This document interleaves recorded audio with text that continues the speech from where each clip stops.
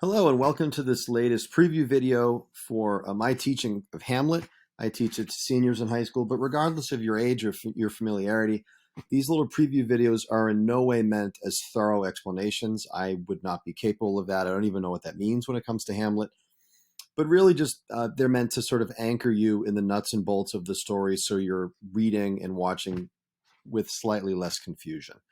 That being said, it's my 25th year teaching it, and I have more questions now than I had 25 years ago. So today is largely about adults who are trying to manage either other adults or young people. So I call Act 2 Scene 1, and then roughly about half of Act 2 Scene 2. This is the third day we are in Hamlet, and I call this day Stage Managing Adults.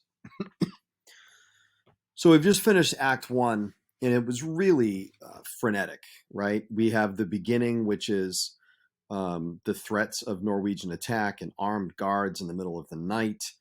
And then we have the ghost of the recently deceased king.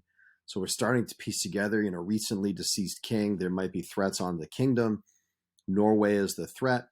And the recently deceased king is Hamlet Sr. So they're going to go tell Hamlet Jr. about the appearance of the father as ghost. We have Scene 2 with Claudius, the new king, Gertrude, the queen, and there's various management and diplomacy, and he seems like a really capable king. He seems completely in charge of everything. We have Hamlet's first soliloquy where he laments the quick marriage of his mother to his uncle quickly after his father's death. Within a month, we're just constantly reminded with that chorus, within a month. And Act 1 ends with Hamlet's father's big revelation, Hamlet's father's ghost's big revelation that Claudius, the current king, murdered him in the garden. And that Hamlet's father tells Hamlet Jr., revenge my most foul and unnatural murder. And Hamlet promises to do so with what I think is not super encouraging language. But Act 1 is really all over the map. There's international, there's like geopolitical challenges, there's the supernatural, there's the internal, there's family.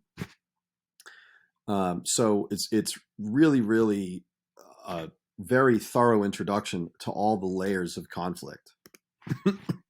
And I guess something that's good to do if you're in a reading group or a class right now is to ask the question, okay, Hamlet's just committed to kill his uncle. It's Act 1. What might be some of the next things, right? We also had in Act 1, Laertes giving advice to Ophelia about staying away from Hamlet. We have Polonius giving Laertes college advice. Neither borrower nor lender be. To thine own self be true. All these wonderful moral pieces of advice. And then we have Polonius telling Ophelia to not give any time and attention to Hamlet ever again, period. So lots of very confident people, right, in Act 1.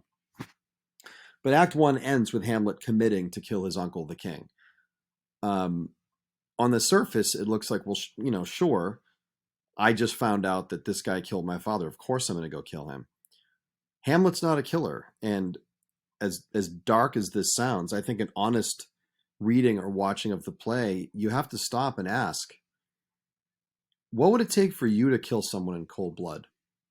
Honestly. Right? Hamlet's a college student. He asks to go back to school in Germany, in Wittenberg, and he's back home. He doesn't grow up in the military. He doesn't grow up, trained to kill the enemy. What would it take? What would it take you? That's a legitimate question, actually. And I think it'll help us judge Hamlet more honestly. Is he going to do it? Is he going to do some version of it? So why don't we see? So the first thing that happens in Act 2 is after Polonius gives all this wonderful moral advice to his son, the very next moment he hires a spy named Ronaldo. He hires a spy to spy on his son Laertes in France. Now, the two ways of reading the scene are the two ways to look at any strict parent, I guess. Not that spying is strictness. Maybe Polonius is a loving father who's concerned. He's a loving single father, by the way, no wife, who's concerned. And he hires out help. Or does he know Maybe there's something genetic, and he knows that maybe he fooled around in college and doesn't want his son to do it. Again, I'm using the Folger edition. It's inexpensive and it has good notes. He ends up telling Ronaldo in really specific detail all the different kinds of trouble that he imagines Laertes in. It's everything from, dicing and fencing and being with whores, or like being in a brothel. Pay attention to Claudius and Polonius are both obsessed with sex, right? Which is a whole separate issue, but it seems like it always comes up for them. So he says on Act 2, Scene 1, line 62, he's telling Ronaldo what to say in conversations in Paris in order to see if Laertes is in trouble. He says, you could say, I know the gentleman. I saw him yesterday, or t'other day, or then, with such and such. And as you say, there he was gaming. There overtook in his rouse. There falling out at tennis. Or perchance, I saw him enter such a house of sale. Videlicet, a brothel, or so forth. Brothel meaning a place to buy sex, right, from prostitutes. See you now, you bait of... Now, that's interesting. This is typical Shakespeare. This is great. Pay really close attention to this. The plot of this moment is done. We can be done. This is all the information we need. We have a man hiring a spy to catch his son or to make sure his son doesn't gamble or, buy sex, basically. Shakespeare and great writers always take it a surprising step beyond what's necessary.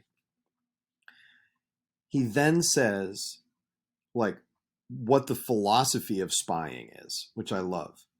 He says, see you now your bait of falsehood, meaning, maybe these things aren't happening with Laertes. See you now your bait of falsehood, take this carp of truth. And thus do we of wisdom and of reach, with windlasses and with essays of bias, by indiscretions find direction, by indirections find directions out. So if you lie in just the right strategic way, you can get at the truth. I don't know, is this the real Polonius, right? And by the way, this is Claudius's right-hand man. So this is a scene that's edited out of a lot of versions or really skimmed down. I don't, the reason I showed the Brana version in class is it's every word. I think it's a really important scene. Then, who knows how long the scene would go on, Ophelia shows up and she's freaking out. Remember that Hamlet has just been barred from her affections, and she agrees to bar him. And Ophelia says on line 86, Polonius says, "What's the matter?" Ophelia says, "My lord, as I was sewing in my closet, Lord Hamlet, with his doublet all embraced, no hat upon his head, his stockings fouled, unguarded, and down guide to his ankle, pale as his shirt, his knees knocking each other, and with a look so piteous in purport as if he had been loosed out of hell to speak of horrors, he comes before me." And then Polonius says, "Mad for thy love?" And Ophelia says, "My lord, I do not know." That's one line. They finish each other's thoughts. Why do they finish each other's thoughts, right? It's 10 syllables. Mad for thy love? My lord, I do not know. Well, they're related to each other. We finish our family members' thoughts all the time. Shakespeare's way to do that, whether it's Romeo and Juliet or Ophelia and Polonius, is to do it with an iambic pentameter line. It's brilliant. And then to do it again. "But truly I do fear it." What said he? So Polonius, right after he tells Ophelia to not see Hamlet again, sees the effects of it. Now, bear in mind what Hamlet said in the woods, or wherever he was when he saw the ghost. He says, after he saw the ghost, he says to his buddies, and we don't know why he says this, that starting now, I think it meet, M-E-E-T, I think it appropriate, I think it right, to put an antic disposition on, to be other than I am. I'm going to act every once in a while. I'm going to pretend, right? So, is this Hamlet freaking out in front of Ophelia? Is this Hamlet being really sad and not being able to see Ophelia? Or is this Hamlet acting? I don't know the answer. Then we get more spying. And we get Act 2. It's actually Act 2, Scene 2, not Act 2, Scene 1. we get Rosencrantz and Guildenstern, who are buddies of Hamlet's. And in the very beginning of Act 2, the king welcomes them and says, "Welcome, dear Rosencrantz and Guildenstern. Moreover, that we much did long to see you, the need we have to use you did provoke our hasty sending." Underline that. Talk about blunt. It's funny, the king is very political when he's around dignitaries, and he massages his language in very careful ways. When he's around people he's just hiring for hired help, he doesn't seem to need to be diplomatic. He just outright tells them, "I will be using you," right? It's sort of like if you talk to a coworker respectfully, but your housekeeper comes in or a custodian at work comes in and you talk down to them. That seems like what's going on here. He continues to Rosencrantz and Guildenstern. "Something have you heard of Hamlet's transformation, so call it, since nor the exterior nor the inward man resembles that it was." Meaning Hamlet looks different and is acting differently. "What it should be more than his father's death, that thus hath put him so much from the understanding of himself, I cannot dream of." And here's the big ask. "I entreat you both that, being of so young days brought up with him, and since so neighbored to his youth and behavior, that you vouchsafe your rest here in our court some little time, so by your companies to draw him on to pleasures, and to gather so much as from occasion you may glean, whether anything to us unknown afflicts him thus, that open lies within our remedy," which is a long way of saying, tell us why Hamlet's acting crazy. He thinks it's because his father's dead. But anyway, he hires these guys to spy on Hamlet. So we have Polonius hiring Ronaldo to spy on Laertes away in college, right?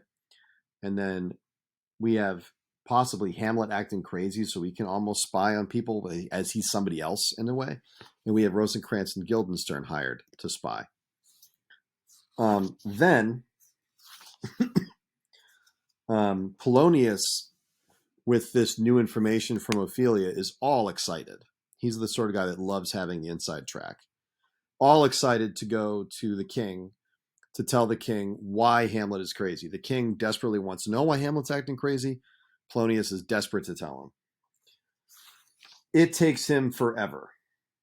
And this is part of Polonius's charm, but I think he'd drive you nuts after a while. I'm on the bottom of page 87, Act 2, Scene 2, line 92. "My liege and madam, to expostulate what majesty should be, what duty is, why day is day, night, night, and time is time, were nothing but to waste night, day, and time. Therefore," and this is a great example of irony in a famous line, "since brevity is the soul of wit," meaning if you're brief, saying something briefly is the very heart of being witty and intelligent. That means he's the furthest thing from being witty and intelligent, because nothing he says is brief. "Since brevity is the soul of wit, and tediousness the limbs and outward flourishes, I will be brief." And then here's his big psychological diagnosis. "Your noble son is mad." That's it. Okay, that's really helpful. He ends up reading a letter Hamlet had written to Ophelia. And Polonius and the queen and the king sort of strategize.